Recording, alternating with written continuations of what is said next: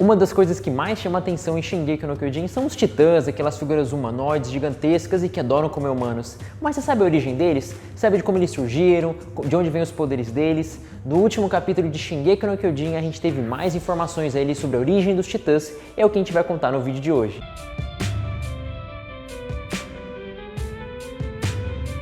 Salve galera, beleza? Meu nome é Martin, bem-vindos ao Duoverso, esse aqui é o espaço que a gente fala de animes, mangás, sempre com detalhes, referências, curiosidades e teorias sobre esse universo de animes e mangás que a gente tanto ama. Obrigado pela sua presença e hoje a gente vai falar de Shingeki no Kyojin, que tá em alta, o mangá tá sensacional mês a mês na sua reta final, faltam só 2 capítulos para finalizar, o anime também tá bombando com a 4ª temporada ali e toda semana é uma emoção diferente e hoje a gente tá aqui para falar sobre a origem dos titãs, de onde vem esse poder, quais que são as histórias, as versões diferentes sobre a origem do poder dos titãs e que no mangá a gente teve uma grande revelação. Então esse vídeo aqui é voltado mais para você que curte o mangá, que está acompanhando mês a mês o mangá de Shingeki no Kyojin e quer saber um pouquinho mais ali sobre os desdobramentos do último capítulo. Então se você curte o mangá, fica ligado. Se você curte o anime, dá uma olhada na nossa playlist, nossos outros vídeos aqui do canal que a gente também fala sobre o anime de Shingeki no Kyojin. Então, bora lá. Bom, ao longo do anime e do mangá de Shingeki a gente tem várias versões de onde vieram os poderes dos titãs. A gente tem ali uma historinha lá de que conta que a Ymir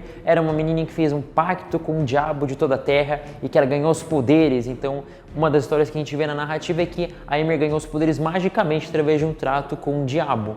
Depois a gente descobre que na verdade essa é uma visão que Marley tem sobre Ymir, sobre os poderes de Titã que ela ganhou. Então essa na verdade é uma visão que procura enfeitar, colocando uma espécie de diabo, colocando como se o poder dos Titãs fosse uma coisa terrível e que veio justamente do inferno, dos demônios. E por isso que também os Marlenianos chamam os Eldianos de filhos do demônio.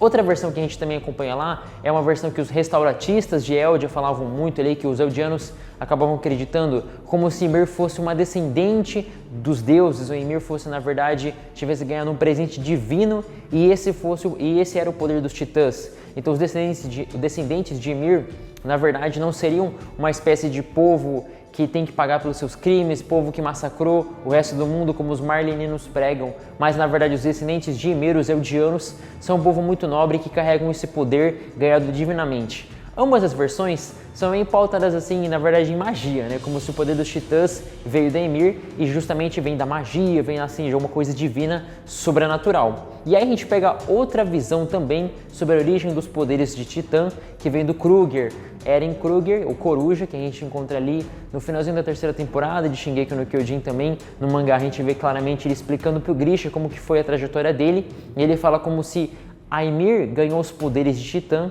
através de ter entrado em contato com a fonte de toda a matéria viva. Então, o Eren Kruger não sabe exatamente o que ele está afirmando ali, mas a ideia é que a Ymir ganhou esses poderes encontrando a fonte da matéria viva, e a gente ficou com essa ideia no ar. Acontece também que no mangá a gente teve mais explicações sobre quem era Ymir. Então, em alguns momentos, Ymir era dada como uma deusa, em alguns momentos, Ymir era dada como aquela que fez um pacto com o demônio. Mas a realidade é que Ymir era uma escrava.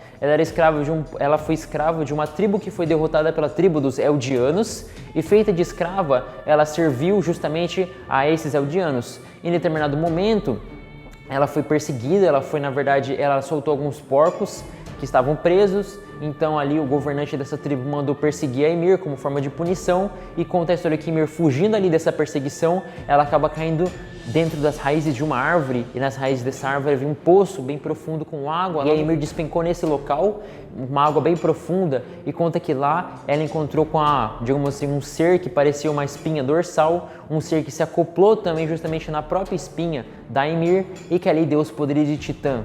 Mais pra frente a gente vê que esse ser é citado como uma espécie de parasita, um ser ali que ele habita ali a coluna espinhal e que em determinado momento, quando Eren perdeu a cabeça dele, quando a Gabi atirou nele lá em Parades, esse ser apareceu e se reconectou com a cabeça do Eren. Então esse ser que a gente acabou apelidando de parasita, que também é citado como um parasita, ele seria aquele ser que deu os poderes de Titã para Ymir, e que depois que a Ymir ganhou os poderes de Titã, serviu aquele rei dessa tribo de Eldia e teve filhas junto com ele, a Ymir foi sacrificada e canibalizada à força, melhor falando. Então esse rei dessa tribo fez com que a Ymir fosse comida por suas 3 filhas, China, Maria e Rose.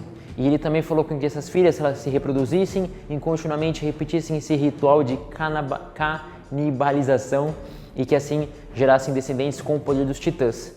Acontece que essa tribo Eldia se tornou um grande império, o Império Eldiano, a partir desse rei Fritz, junto ali com sua descendência, e que dominou muitas nações e chegou à história que a gente conhece. Bom, mas parando para pensar, essa foi dada como a origem dos Titãs. Ymir caiu numa raiz, uma árvore com raízes bem profundas, com uma água que tinha uma espécie de parasita pré-histórico. E esse parasita entrou na Ymir e deu os poderes de Titã. Bom, até ali a gente ficou nessa situação, nesse tipo de explicação e não tinha mais nada mais profundo. Mas no capítulo 137 a gente tem mais explicações ali sobre o que seria esse parasita que deu origem aos poderes de Titã. Bom, acontece que na Dimensão dos Caminhos o Armin entra lá e encontra o Zeke Yeager fazendo castelinhos de areia. Ele começa uma discussão sobre a origem da vida, sobre a origem do universo. E bom, acontece que o Zeke explica que coisas inorgânicas, como a pedra, como a areia, essas coisas não têm o propósito de se multiplicar, de perpetuar a sua existência. Mas pelo contrário, surgiu um ser que tinha o propósito de se multiplicar. E esse ser era chamado de vida. E a gente é levado a entender que o parasita que a gente estava vendo até anteriormente é, na verdade, essa coisa chamada vida. E que esse parasita, esse ser, continua a existir porque ele tem o propósito de se multiplicar. Como se a matéria orgânica tem o propósito de perpetuar a sua existência, essa ideia de movimento, através da multiplicação. E tudo existe com essa finalidade, como se todo o universo, todas as coisas existentes organicamente têm o propósito de continuar se multiplicando e assim perpetuando a existência. E é claro, a visão que o Zeke Yeager está trazendo é uma visão assim, bem palpada assim, no materialismo, como se o único propósito das coisas fosse dar continuidade à matéria. Como se da matéria ela tem finalidade de continuar a própria matéria. Claro, a gente está falando aqui de seres orgânicos, mas a ideia é justamente essa. Surgiu o parasita, ele continua se multiplicando, sempre maior, sempre aumentando suas características, suas dimensões, maior, cada vez maior, mais. E esse parasita é o que deu origem a toda a vida ali no nosso planeta, no nosso universo, melhor falando. Então, justamente, quando esse parasita encontra a Ymir, que tinha esse medo da morte, que tinha esse medo assim das situações em que ela estava convivendo, porque Ymir é na verdade uma criança, digamos assim, uma adolescente, uma criança, é uma pessoa traumatizada, que foi uma escrava, que foi maltratada pelo rei Fritz e usada. Quando ele encontra essa menina que tem medo, que tem esses anseios, acontece que a Ymir se une junto com esse parasita e ela começa a utilizar esses poderes de titãs e cria a dimensão dos caminhos. E cria essa linhagem baseada na linhagem dela, os descendentes de Ymir, os Eldianos, que são todos conectados nessa dimensão dos caminhos por esses poderes de Titã que vem do parasita. Então o parasita, sim, essa ideia de vida, de multiplicação, esse ponto de início da matéria orgânica, melhor falando, seria a origem dos poderes do Titã, que permite que eles se expandam, com que eles simplesmente sigam essa corrente de multiplicação, ou seja, a gente tem um corpo físico, a gente tem uma matéria aqui e ela se expande, ela continua crescendo e se multiplicando, poderes de Titã, melhor falando. E o Zeke coloca como se a finalidade da vida das pessoas fosse simplesmente se multiplicar e perpetuar a espécie, como eu falei. É uma visão bem materialista de que toda a vida surge a partir dessa multiplicação, que toda a vida surge a partir dessa matéria. Por quê? Porque ela está se multiplicando nessa constante. Acontece que o Armin traz uma visão para dialogar e rebater o que o Zeke está falando, essa visão materialista ligada do Zeke. O Armin fala que muitas das experiências que ele teve não estavam vinculadas com a ideia de multiplicação. Quando ele corria junto com a Mikasa, com o Eren, quando ele lia um livro durante uma chuva, quando ele estava junto com os amigos dele passando por um mercado, nenhuma dessas experiências tinham a ver com a finalidade de se multiplicar, mas eram experiências que agregaram para ele, que transformaram o caráter dele e que ele pôde obter um nível de felicidade através dessas experiências. Bom, e isso traz na verdade uma visão assim um pouco conflitante com a visão do Zeke, porque é uma visão mais idealista.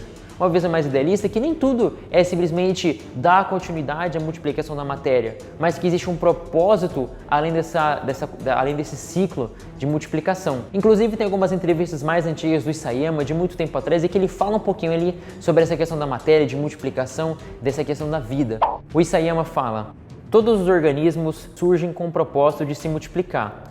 Ainda assim, existem organismos que fazem mais do que isso, e esses são os humanos. Tem o poder de reduzir, e a ideia de que os humanos são livres da ambígua ordem de se multiplicar é incrível. E também tem outra entrevista do Isayama que ele fala um pouquinho que os seres humanos não estão exatamente vinculados com essa cadeia de multiplicação com esse ciclo de multiplicação. E é justamente por não estarmos vinculados, por sermos seres diferentes do restante dos outros seres, é que a gente abre precedente para a gente ter uma alma, abre um precedente para que a gente possa ter um campo metafísico que não se limita só ao ciclo de multiplicação, que não se limita somente a essa finalidade de se multiplicar. Porque os seres humanos, eles têm emoções, porque os seres humanos, eles têm vontades, eles têm um intelecto, eles podem ter então uma alma e não estão vinculados à ideia de se multiplicar perpetuamente, como se fosse a mera matéria. Então essa discussão entre o Armin e o Zeke foi uma parte que eu achei muito interessante do capítulo 137 e queria trazer para vocês. Porque assim, a gente tem muitas visões materialistas, mas, digamos assim, mais vinculadas ao comunismo, que afirmam que não existe um propósito assim maior do que simplesmente a gente viver a nossa vida e extrair nossas capacidades através do trabalho. E ao mesmo tempo a gente tem visões mais idealistas, mais pautada no campo assim metafísico, que afirma que não, na verdade a gente não vive só da matéria. É claro que existe o ciclo da matéria, existe essa ideia de multiplicação, mas a gente também obtém alegria, momentos felizes através de outras coisas que não estão vinculados a essa ideia. E por que o ser humano obtém esses momentos de felicidade e satisfação?